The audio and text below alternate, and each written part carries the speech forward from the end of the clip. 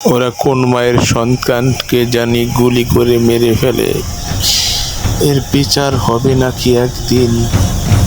অবশ্যই হবে সেই বিচার। বিচার রাখলাম আল্লাহ তাআলার দরবারে।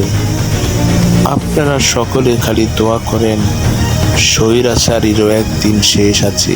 সেই স্বৈরাচারীর শেষ কবে হবে তা আমরা জানি না, তবে ইনশাআল্লাহ আল্লাহ তাআলার দরবারে এর বিচার একদিন না একদিন অবশ্যই হবে।